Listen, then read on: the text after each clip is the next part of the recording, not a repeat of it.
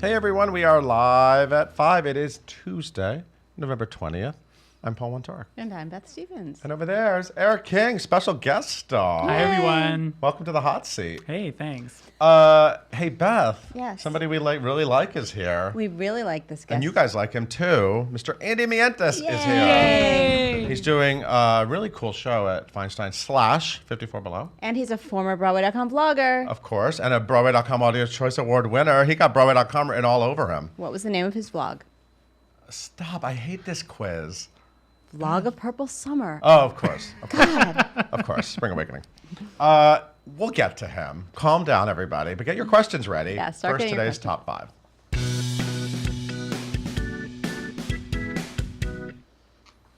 This Tony winner has a new movie gig. This is exciting. Which Cassie. Tony winner? Which one? Which one? Ladies. We're talking about Ariel Stachel, Ah. who, of course, won a Tony Award for The Band's Visit. And he's still in The Band's Visit. And he's still there now. And he has been cast in the new motion picture Zola. What is it, Beth? Okay. There's a lot to unpack here. Let's talk about Zola. Okay.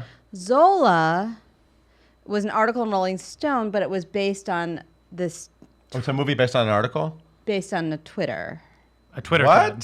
thread. Let me explain. It's a movie based on a Twitter that inspired an The article? name of the article is, David Kushner wrote it for Rolling Stone. It was called Zola Tells All, the real story behind the greatest stripper saga ever tweeted. Stripper, I'm in. Okay, well, that tells you a lot about Paul. Does Ariel Stachel play a stripper? No, but thank you for asking. This isn't Magic Mike. So this is about a 2-day Florida trip with a sex worker and her boyfriend, and Stachel plays Zola's fiance Sean. Andy Lefkowitz, who wrote the story about it, got a statement from Ariel about how and he says it's a human and empathetic story. Okay. But there's still stripper stuff. Okay, it's So not anyway, Magic Mike. no, it's not Magic Got Mike. it, It okay. also features Tony nominee Coleman Domingo, Taylor Page, Riley Koff, and Jason Mitchell. No release date yet, just initial casting, directed and co-written by how do we pronounce that? Janissa Bravo and Jeremy O'Harris, Andrew Neal and Mike Roberts. Look for it. Also Google it so you can get the whole tweet storm. Read the tweets, read the tweet article, storm. get ready. Zola. And yet another vampire musical might be headed our way. So I think we Like knew there's that so True many. Blood There might become a are. musical, right? Yeah, that's sort of been in the It's air. not Dance of the Vampires. It's true. What are the other? I don't know. Lestat? Dracula. Oh, Dracula. Okay. Lestat. Okay. Yeah, there's a bunch of them. There's a bunch. But everybody loves True Blood. Remember when True Blood first started? How good it was. Like it was so. The first season Everybody was, talked about it all the time. It was so exciting. Alan Ball, of course, made True Blood, and I love this. So I guess they're doing workshops now of this musical. And of course, it's based on Charlene Harris's best-selling novels. It will feature a score by series composer Nathan Barr and a book and lyrics by Elizabeth Scott. And this is the quote from Alan Ball. I'm ready. They're workshopping a True Blood musical. I've heard all the music. It's actually pretty good. Oh, That's a rave review. Put that on the ringing marquee. endorsement. Alan Ball, it's actually pretty good. And that is And then he said, inside information, it tells the story of vampires coming out of the closet and the love story, and then ultimately it diverts from the book series, and they end up going back into the closet, which might not get them a GLAAD award. I don't know, but it sounds interesting. Are they talking about the vampire closet? That's all we know. Okay. That's all we know. The only thing else we know is that 2 years ago they did a workshop, and Claiborne Elder was in it, and Anne to know. Harada, and Ellen Foley. I love thinking of Anne Harada in a vampire musical. I love it. And Into Nathan it. Barr wrote the music for the show. Right. So, yeah. So the sound of the show will maybe be on stage. Maybe. It's definitely intriguing. Can't wait to see what happens. And unfortunately, we're going to have one last night of celebrity antics on Broadway. Yeah, what happened with here? I don't know what happened. Oh, okay. But I'll just tell you the information, just the facts. Just the facts. Just the facts. You know, celebrity autobiography is coming to the We've Broadway. talked about this. We talked about it a lot. So they've canceled the December 3rd performance. I don't know if we've talked about it a lot. Marquee. We've talked about it Talk enough. about Wicked a lot. Did you know that last month? Anyway, still the Wicked performances will continue on the other previously announced dates, which are November 26th, December 10th, and December 17th at the Marquee Theater. Lots of celebrities reading lots of autobiographies. We're talking about Alec Baldwin, your Susan Lucci's, your Mario Cantones, your Rachel Dratch's. That one's gone. So But just don't there's go that 3 night. other Go ones. another night. Go It'll be another fun. night. You'll be fine. You're gonna have It's a good going to time. be okay. And full casting has been announced for this Christmas show with a really long title. Here we go. Full us. casting has been announced for Ruben and Clay's first annual Christmas Carol Family Fun Pageant Spectacular Reunion Show. Make sure when you get your ticket that you say the full name. Absolutely. That's what they want. It stars Ruben Studdard and Clay again, which I think You're you kidding. knew. What? Yeah, that's Oh, what it wow. is. It's a Okay. reunion show. They will be joined, I don't know, full casting. There's going to be some other people on stage. There's probably singing, like Okay. Vera Alvin. She's a good singer. Ken Arpino, Julian Diaz Granados, and Lynette Wallace, and Kayla Wilcoxon. I'm sorry if I sounds screwed up right. your names. That's right. Anyway, previews start December 7th. It opens December 11th. It's at the Imperial Theater. Oh, it's written by two people, Ken Arpino and Jesse Joyce, and directed by Jonathan Tesoro. And it's going to be great. And it's a 3-week engagement through December 30th. And I mean, And it's what's the name of it again? Just one more time. Ruben and Clay. Oh, Ruben got first because he won, Oh, right? sure. Clay was second. Yeah. Sorry, Clay. Ruben and Clay's first annual Christmas Carol Family Fun Pageant Spectacular Reunion Show. I mean- Go get into it. And this mega Broadway composer's legacy is about to be etched into concrete. That Sure. was sure. We're talking about Lin-Manuel Miranda, as we often do here at Broadway.com. Lin is going to get his star on the Hollywood Walk of Fame. November 30th is the date for that. That's a thing. Well, of course, he's going to of be course, in he's been Mary Mary Poppins Returns, which and is a big- today he also had his Hamill drop of the month. This one he wrote with John Kander. It's called Cheering for Me Now. So check that out. That's also on Broadway.com. And he's excited because he found out he's going to receive his honor on the same day as 90s music icon Weird Al Yankovic. I would say 80s and 90s music icon, who of course did the Hamilton polka, which is pretty fantastic. So Cool. That's fun. yeah, so there you go. All right, Beth. Thank you so much for joining us for today's news segment. Goodbye. We're going to get to Andy Mientus now. Hey, Eric. Hey. Tell everyone about Andy. I'd love to. Andy Mientus is here with us today because he is getting ready for Andy Mientus Sings Joni Mitchell's Ladies of the Canyon concert at Feinstein's 54 Below. He recently completed starring in The Who's Tommy at Denver City Center and is known for his Broadway roles in Les Mis, Spring Awakening. His screen credits include Smash, The Flash, Chasing Life, and Gone. He is also the author behind the new book series titled The Backstagers. Be sure to follow him on social media at Andy Mientus and leave all your comments and questions in the Facebook and Instagram comments below. Please welcome Andy and Paul. Hello, Andy Hi, Mientus. How are thank you. I'm so well. How's How it are- going? It's good. I Yeah? just came from the DMV, which was a harrowing sorry. experience per usual, so I'm very happy to be here Well, now. thank you for scheduling this on the same day. That You took a lot know, of gumption. the to- holiday, it was a whole thing. It helps to have an appointment with us, too. Oh, yeah, exactly. Yeah. How are you? How's it going? You always have so many things going on. I try to make it appear that way Yeah. when in reality I'm just like begging for the phone to ring. No, it's been really awesome lately. Awesome to have the Jonathan Larson project, and we got the Yeah. recording of that, which Yeah, we just yeah. did, which is going to be so beautiful. Backstagers, book 1 is out. Book Right. 2 we're editing, comes out in March, which is so what exciting. is so tell me about Backstagers. Yeah, for sure. Because there's a real YA audience, right? It's part of it's a YA book. It's a middle grade book, Middle which is grade, a what does subtle that mean? distinction. Explain. Middle grade means 10 to 14-year-old target audience, but I Okay. really do think that it's, for anybody that loves like magic, if you can sort of open your mind to a younger look at the world, Mm-hmm. you might enjoy it. And there's a lot of theater in jokes for older readers. But it's a slightly smaller word count. It's a great hardcover edition. So it's middle Awesome. grade. It's based on a series of comics Mm-hmm. of the same title, The Backstagers, published by Boom Comics. And so these stories are a sequel to the original run of comics. However, if you're beginning the series with the books, you should be fine. I worked very hard to sort of make them standalone. But they begin a new arc. They're a series. They're not standalone stories, the books. It's one sort of big arc for this new version of this story. And it's a really cool, Amazing. inclusive cast of characters and theater nerdy. It's really fun. So you're going to keep going. You're just going to keep writing. Yeah, Yeah. this is the thing I do now, Yeah, which I is love really it. I cool. love it. Yeah. And then, finding ways to perform as well Yeah. when So they let me. let's talk about Ladies of the Canyon. Yes. So this is exciting. So you're performing an entire Joni Mitchell album, correct? That's right, yes. It is. So I have a friend named Larry Burnett who's a total musicologist and a Joni Mitchell addict, and he's very smart about these things. So I asked him about this album. He had a lot to say. This is actually sort of an iconic album, right? Yes, I need his packet on it because I'm sure he knows more than Can I do. tell you what he said? I would love to hear it. reading Larry's text message.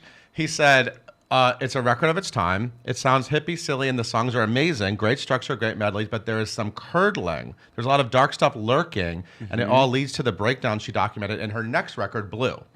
Correct. So is he correct? Is Larry correct? He's definitely correct. So it's Blue is the big one, and Blue, my husband Michael Arden covered in its entirety 10 years ago in October, which is so wow, fun. that's Yeah. amazing. If you, it's this still this is a thing you it's do. a thing we do. It's yeah, a family thing. So I wanted to do another cabaret show. I really love singing in that setting, but I've always felt sort of weird about like those shows where it's just like me at 54 singing my resume. I don't really feel like I've done quite enough yet to like warrant that. And so I always like the idea of making the show about something else. You know, like the first time I did a cabaret show, it was all about Burn All Night, my musical that was forthcoming. And so now I thought about doing a full album cover show. And when I was thinking about what to do, this album just kept coming up. It's my mom's favorite album, and with Michael's Blue show in my memory, they're sort of like little sister shows. Maybe someday we can do them in rep somewhere. Into it, yeah. Yeah, but unlike Blue, this record is like quite like subtle and quiet and gentle, and it's really like beautiful hippy dippy songs. But if you really listen to what she's saying, it's kind of devastating. You know, she's like talking about heartbreak, these men that won't love her, and this system that you pave paradise and put up a parking lot, like this sort of corporate world that's out there while she's in the canyon sort of trying to live this utopian experience. So for the show, we wanted to not shy away from the sound of the record, which is quite subtle. So I think it's going to be a little different than what people might be used to seeing at Feinstein's 54 Below, that it's like just going to be very gentle, very quiet. I'm going to do some of it off mic, like literally just singing to the room. It's just a piano, guitar, me, and some other voices. Nice. And we thought about like trying to jazz up some of the more chill songs. Then we said like, no, we're not more clever than these songs. Joni Mitchell's a genius, and let's just do them and not be afraid of that. So it's gonna be like a chill, relaxing, sophisticated. That's our plan anyway. It might be a disaster, but I think it's gonna be really cool. Joni Mitchell is the best. I mean, they just had that big birthday concert. She for just her, had right? her 75th, I believe, birthday. Was it? Yeah. Amazing. Yeah. Have you always been? You said this is your mom's favorite album, so were you exposed to this really early? For sure. So my dad was always listening to Springsteen and like John Prine and Johnny Cash and sort of that sound. And my mom was always listening to like Joni Mitchell, Cat Stevens, like a gentler. She's from like just outside the city along the Hudson. She had really long straight hair in the 70s, my mom. So I definitely like think of my mom when I think of Joni Mitchell. And so these songs have just always been around me growing up. And it was just the first album that came to my mind, and I sort of became obsessed with it. And so I'm doing it. Dad was listening to Springsteen, Mom was listening to Joni Mitchell, you were listening to Rent. Yeah. Basically. That's exactly right. Figured out the family dynamic. Yeah, there it is. That's my whole. So when you're like, why does he sing like that? What's he doing with his vowel? Like, that's why. But Those it's are the fun too. references. What I like about this is I like that you're also exposing this music to your Broadway fans. I love that. I think it's like a really great, and doing a whole album, it's almost like a little educational thing. You know what I mean? To really learn about. I learned from Larry over text, and you're going to teach to people about what this is and this piece of music, because albums, I love. There's so many classic albums that. We're kind of losing this now in the world of dropping songs, but the story of an album is so amazing. Those albums where you really sit there from beginning to end and you're getting like it's like reading a novel, right? That's exactly right, and that's why we didn't want to mess with the arrangements of the songs too much. Like we have some creative ideas, but really like it is an album from start to finish, and it really does read like that. And a song that might stand alone seem like unremarkable when you put it in between the songs that are around it. It's unbelievable. And I mean, I think so many Broadway performers, especially ones who sing, grew up loving theater, of course, but also like we're musicians and we all like have various musical tastes that inform the way we produce sound. Can't help it, whatever was playing. And so I always love hearing Broadway singers sing the things that like informed them growing up, other than like the cast album, like wanting to sound like Anthony Rapp or whatever, which was my MO. But I also wanted to sound like Springsteen, and I wanted to sound like Joni. Yeah. So Are there any songs you're really excited to sing? I mean, what's on this album? Big Yellow Taxi. So is sort so of a the big hits song. you might know are like Big Yellow Taxi, which Counting Crows covered kind of famously a few years ago. Yeah. The kids might know that one. Conversation, which is a great tune that Laura Benanti has a great recording of. Oh. I love. Hi, Laura. Listen, it's on Spotify. Listen to that. Is that from her 54 Below show? Yes, it is. It was sung in the same room. It's sung in the same Yeah. room. What else? Woodstock, which became Yeah. Here's an interesting song. So Woodstock is the song that Joni wrote about Woodstock, obviously, and it became kind of an anthem of Woodstock. It's like a song people really point to like capture that time and place. It's been covered many times, Yeah. very famously. She wasn't there. She didn't go. She just wrote it about like based on sort of what she heard from like, Wow. her friends. So I'm obviously super excited to perform those really iconic ones, but I've been really surprised by some of the B-sides from it. There's this song called Willie that she wrote about Graham Nash of Crosby, Stills, Nash & Young. I almost said that without messing up. And it's this song where she's talking about this guy who like has this distance from her. He is saying how he can't be with her for all these reasons, and he's looking out the window and not at her, counting the cars. And she says, there are so many reasons why I love him. She's just enamored with this person, and he like doesn't love her back. And it's just so like universal and beautiful, and it's such a great melody. It like really plays like a theater song when you like. It's like an actable lyric, and so I've really loved working on that one. And then Ben Rahala, my music director, has done this really gorgeous arrangement of this song called The Arrangement, which on the record is this like really kind of down low bluesy kind of Joni tune that we thought needed just like an extra element for live. And so luckily I have some ladies of the Canyon joining me, and it's become now sort of a group vocal moment that's this like kind of stony hippie like ominous creepy witchy moment. Isn't it great how, in this theater world, in this community, when you do a show, you can get so many talented people to come and like join you for your shows. They want to. They want, you know what I mean? Specifically when it's Joni too. I had people like I was talking to Kelly Barrett, who our new Liza Minnelli. Yes! Kelly Barrett. Let's hear it for Kelly. Book it, She girl. apparently is filming like now. Yeah, She so might I'm be like dressed as Liza as we speak. right now. Right now. She's watching this dressed as Liza. Like Yeah, Kelly. and we were talking about something else, and I was like, would you want to do this? And she was like, oh my gosh, it's Joni. Absolutely. Like 100%. And even while she's filming her like Liza Minnelli Star Turn, she's like making time to do this, which really touches my Joni heart. to Liza. Joni That's a to good Liza. name for her book, for her eventual book. What's going on with Burn All Night? Is that still your show? Yeah. You did it up at ART, right? For sure. So we like obviously with any like first production of a new musical, you learn a whole lot about like what it wants to be, and so we took like those lessons, and we're now doing like a major sort of like reconstruction of it. And so like I wanted desperately to get some like material out there for people, especially all the people that came and enjoyed it at ART to enjoy further, some like recordings. Yeah. But now that sort of the pieces are moving, I don't want to put that out there until I know it's what it's going to be. I don't want like the thing that people become obsessed with to be not resembling the thing that it ends up being. Right. And so, Got it. but like this week, right now, ART is doing this sort they're of like doing- review Yeah. extraordinary. It's called. It's the celebration of like all the new musicals that All the ART shows they've has done, yeah. has done, and revivals, like all the musicals they've done specifically. And they're doing a song from Burn All cool. Night. So like Catherine Gallagher was texting me that she is like singing my Is she doing it? my song. Oh, She's cool. doing it. Yeah, and Andrea Awesome. Rodriguez, who is in Burn All Night, who's so amazing in Pose. And like really amazing people. So unfortunately, I can't make it out to see it, but it really touches my heart to know that that song is being sung like for an audience right now. I love that I first knew you as an actor, obviously. Same thing with your husband, the talented Michael Arden, who, by the way, how many times have I said, go see Once in a Silent? I mean, I haven't said it this week. So go see Once in a Silent. It holds up. It holds up. It's Yes, pretty it does. good. I've seen it many times. But I love that you both have. I also knew him as an actor first, and now he's obviously a very talented Tony-nominated director. I love that you both had these creative projects beyond acting. How important is that to sort of surviving and not, just being an actor is tough, and you're writing things and even creating this show, Ladies of the Canyon, is so creative and such an outlet. So how is it important for you to balance all those things and not just worry about the next acting audition? Yeah, it's tricky, but for me, it's sort of essential. I kind of don't have a choice, just because I think I am a really creative person. Michael as well is a really creative person, and we have that like synergistic effect on each other. That like when I see him like challenging his own creativity and stretching his boundaries, I can't help but think like, where could I do that? Like, what else do I have to offer?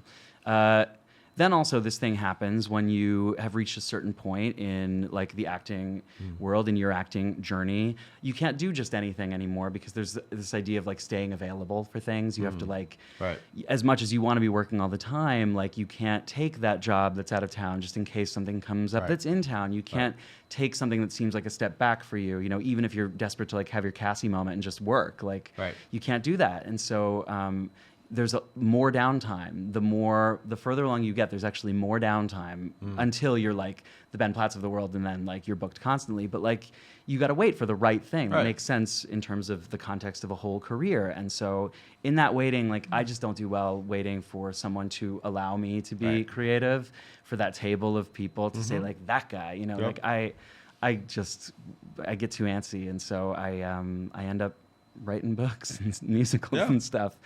And like there will come a day I want to be acting forever, but there might come a day when my body or my voice or my sanity just can't do it anymore. And it's really nice to explore other options now and find out that I can do them at the same time with no problem. Like when I signed the deal for Backstagers, it was for 2 books at the outset. And the second book, I've had this due date for book 2 of June 1st of 2018 since I signed the deal like in 17. And then Tommy came along, and we closed on like May 30th or something. And then the book, not just the outline, is due June 1st. And so I was writing a book while I was playing Tommy and Tommy. That's crazy. And after that experience, I was like, oh, if I can do those 2 things at the same time, like I'm just being lazy if I tell myself I can't do more than one thing at once. Wow. Yeah. So it was a really good test and challenge for me. I didn't get to see that. Where was that, Tommy? It was the Denver Center. Right. Oh my God. But the stuff I saw online looked amazing. Yeah. Well, maybe you'll get to someday. A little tease. I like a little tease like that. I'm into it. Hey Eric, what are the Smash fans saying? There's a few Smash questions. A few. Speaking of Michael Arden and also Krista Rodriguez, I'm assuming they're asking about Krista Rodriguez. She was on Smash. She was on Smash. If you, Krista, and Michael could do a show together, what show would you do? Oh, that's a great question. Cabaret comes immediately to mind. Into it. I love that. There's a play with a title that I don't know if I can say on. You can say it. You can say it. Cock, it's called. Oh, I know Cock. You know Cock. It's a great play, amazing play that I would love to do with them. Is Michael acting or directing in this scenario? I don't know. Oh, anyway, those 2 things come to mind immediately, and I'm sure I'll think of like 18 more things. Well, let us know. Yeah. What is the hardest scene that you've done? It says on Broadway, but let's just open it up. The hardest thing I've ever done, there's been a few hard things, but the hardest thing that besides DMV, I'm sorry. The DMV besides the DMV, that was a challenge. Was Empty Chairs at Empty Tables in Les Mis, because at that point in the night, you've been on stage for 2 hours and 45 minutes. Marius has more stage time than any other character. Really? This is confirmed for me by our directors, that like because you're in the ensemble before you're your principal, and because Marius is like, even if he's not the focus of the scene, he's in like every scene once he's introduced. It really becomes his story in a weird way. And so if you're Marius, you've been on stage for like nearly 3 hours. You've done the barricade, which is often painful. You're screaming. You're like crying. Like spoiler alert, but like Nikki James dies in your arms, and then like you're a snotty mess. Like you are exhausted after that, and then you got to run downstairs, underdress your wedding outfit, and put on the black coat. Go back upstairs. You say hi to Gavroche on your way into the wing, and then you got to walk on and sing this song. And okay, I'm about to say something a little controversial, but Empty Chairs and Empty Tables is obviously a legendary song, a beautiful song, and a song I was honored to sing on Broadway. It's also a tricky song because he's kind of like stating things. You're alone on stage. You're not singing to anyone really, and you're kind of talking about what you're seeing and what you're feeling. And it's not like it's not one of those easy songs to perform where you're saying like, I'm telling you I'm not going. Like where like I have an action and I'm singing to somebody, and it's like, it really would psych me out about like, what am I doing? Who am I talking to? And like, how do I get this song that these thousands of people have Right. heard a million times off the ground in some new way. And like, some nights I felt like I achieved that. Some nights maybe not. I always did my best, but it was really hard, that song. Wow. I never Well, like enjoyed it. I was never like this. Thank God it's my song, my big number. Like it was like, let me survive this. It and was get on with beautiful. it. When I saw it, you pulled it off. Thank and the you. Broadway.com Audience Choice Award voters agreed. Oh, look at that. Favorite tie-in. breakthrough Yeah, performance, yeah. male. Cami asks, I'm sorry, I haven't been using names. Which song from Smash and Spring Awakening should be in a mashup? We're really putting you on the These are spot really here. specific Oh my God. questions. These are great questions. I like these questions. Well, obviously, here's a good Touch Me from Smash and Touch Me from Spring Awakening. I don't know if they would work in the same key. Send me your YouTube links to your covers. Make it work. Do you have any gender bent dream roles? Sally Bowles, for sure. When I was doing a play at the Mark Taper Forum a few years ago, Bent, and my character was this sort of like very effete, very like sort of glamorous like boy of the cabaret scene in like Weimar, Germany, and like I had this sort of shabby chic but fabulous apartment, and I would like watch clips from cabaret and like listen to that revival cast recording every night before I would go on stage. Just sort of like feel my own Sally Bowles oats before I went out there. That's the main one. Then like Lady Scottish play, because like why not? I love that. Yeah. And this can be like our last one. What is the most inspiring thing you learned during Deaf West Spring Awakening? Oh my gosh. That the thing that you think is your limitation is the thing that can make you the most special element of whatever you're a part of. That like everybody in that show had something that I think they felt held them back, some more obvious than others. Ali Stroker was the first person ever on Broadway in a wheelchair. Yeah. We had quite a few deaf actors making their Broadway debuts. But those things were the things that made that production really special and was something that people bought a ticket specifically to see. You grow up thinking, like, this is going to hold me back. And for this one thing, that was actually the reason that those thousands of people were in the room. So that was a great lesson for me. That was also, you, like Beth mentioned, you did a vlog during that. And I remember when we asked you to do a vlog, it was like, well, we need captioning because our videos, and I'm giving you credit for this because you kind of pushed us along. And actually, Eric, a big part of Eric's job is captioning our videos. So Eric is the guy that is going to type out everything we just said eventually. But that was actually a great moment for us to like step up, and I'm hard of hearing, so it's great for me to even. I didn't know that. Yeah, so oh my gosh. so I use captions all the time. So that was actually a great moment. So that's because of you that we started doing that, because you were like, I'm not going to do a Spring Awakening vlog and not have captions on. Yeah, So- well, that's only because of my awareness about that, because of the friends that I made during that show. I mean, I don't think I really had any understanding about the deaf community before that, and what simple changes you can make to make the world more accessible to people. Right. Yeah. So anyway, bravo. So November 29th, and what are you doing for Thanksgiving? You have a big feast? Michael and I have a house in upstate New York, and we have had it for about a year. Okay. A year in December, and so we are just now sort of getting through like phase one of getting it like set up and livable. Yeah. Now like Michael is a director at heart, and so he will inevitably, like, as soon as there's some level of completion, it'll all have to change, or like the next big project will have to take place. But for now, we've reached like the end of phase one, and so we're gonna have some friends up, and So it's like, good enough to have people over. It's good enough to have people over. Fantastic. Yeah, so I'll we're be there doing for that. Dessert. November 29th and 30th. So that's next. What days of the week is that? Next Thursday and Friday. Next Thursday and Friday at 7 p.m. Ladies of the Canyon, Andy Mientus, and a lot of fantastic guest stars. Yes. 7 p.m. Go check it out. It's going to be a really special night of music. Yeah, a little holiday treat for you. Yeah, I'm into it. Pre-holiday, yeah. I like it. Thank you for coming by. Thanks for having me. Hey, Eric, why don't you take us out? I'd love to. Thank you guys so much for tuning in. We are live at 5 on Facebook every single day. And you can listen to us in a podcast form by going to wherever you get your podcasts and typing in hashtag live at 5, and make sure you hit that subscribe button. Be sure to tune in next Monday. We're not going to be here tomorrow, so I lied about that everyday thing, when we talk to Ann Harada and Jordan Gelber about reuniting for a Holiday Inn at the Paper Mill Playhouse. Happy Thanksgiving, everybody.